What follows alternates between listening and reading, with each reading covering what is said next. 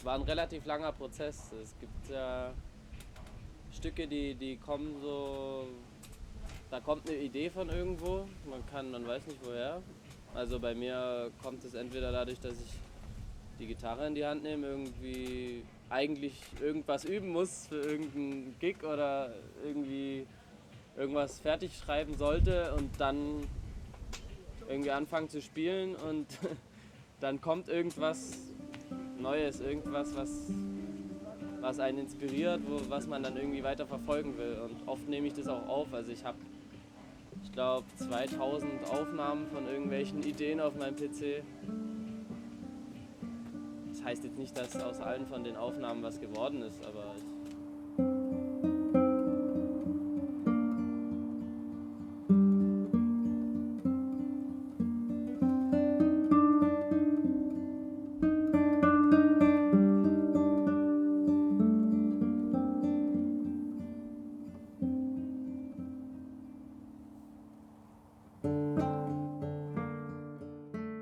also es gibt eben Stücke, die laufen so aus der Hand, die kannst du, an 2, 3 Tagen sind die fertig.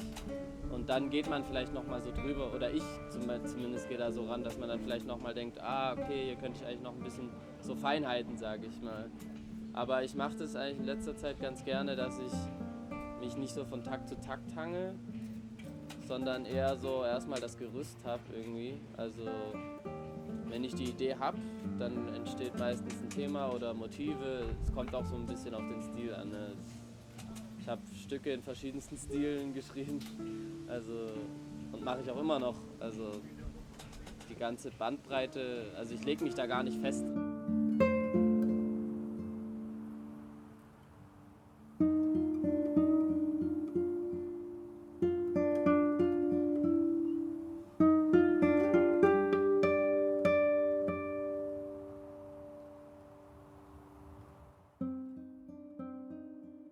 Genau, bei Children of Gaza war es so, dass es ursprünglich eigentlich gar kein so arabisch beeinflusstes Stück war.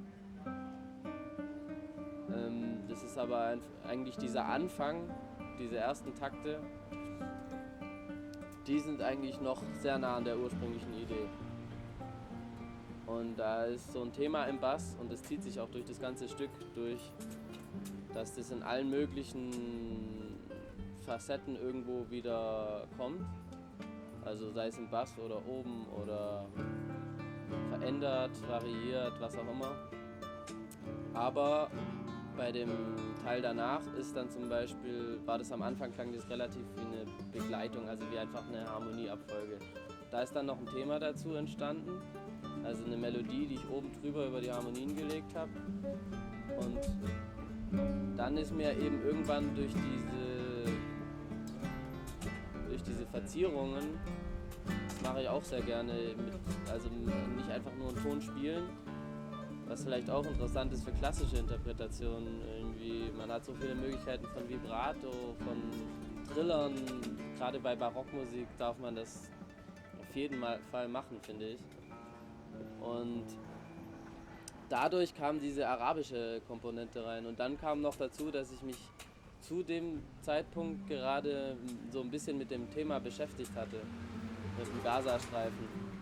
Und ich fand das ziemlich krass.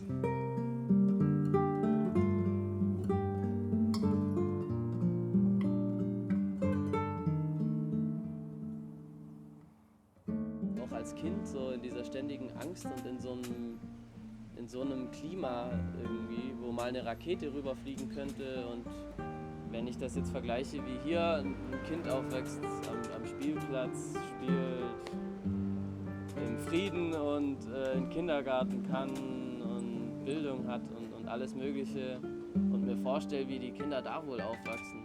Das ist das Ding, ja. Und eben, weil ich mich da mit dem Thema eben beschäftigt habe und das einfach sehr krass fand, dieses Thema einfach. Weil das auch gerade so im Kompositionsprozess ist, kam dann eben diese arabische Komponente rein. Also ich will jetzt nicht sagen, dass das Stück irgendwie arabische Musik ist, auf keinen Fall, aber ich habe eben arabische Verzierungen und so versucht dort einzubauen und ja, es ist eben eine Hommage an die leidenden Kinder von Gaza.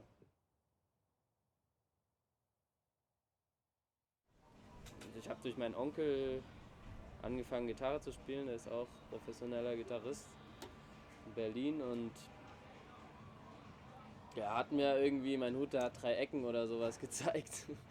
Irgendwie, als ich mal zu Besuch war in Berlin und dann konnte ich das sofort nachspielen und dann, ich glaube, als nächstes hat er mir für Elise gezeigt. Und das konnte ich dann auch, also den Anfang. Und dann hat er mir eine Gitarre gekauft. Und dann hat er mir noch gezeigt, wie man komponiert. Ja, so gezeigt, guck so, jetzt überlegen wir, jetzt kommt der Griff und dann schreiben wir das auf. Kann ich mich noch dran erinnern. Und dann habe ich mir relativ schnell noch eine rote E-Gitarre gekauft. Habe in einer Metalband gespielt, gleichzeitig in einer Reggae-Band, also da sieht man schon den Kontrast. Und gleichzeitig auch klassische Gitarre, Flamenco, Jazz, eigentlich alles irgendwie, was mich halt interessiert hat. Also ich hatte irgendwie immer Phasen, dann habe ich irgendwie Paco de Lucia entdeckt und saß die ganze Zeit da und habe gedacht, wie spielt er so schnell oder so, oder was spielt er da überhaupt für Akkorde, und habe irgendwie versucht, mir das rauszuhören, und ist mir auch heute noch ein Rätsel, wie der so schnell spielt. Da kann man Tonleiter üben, wie man will.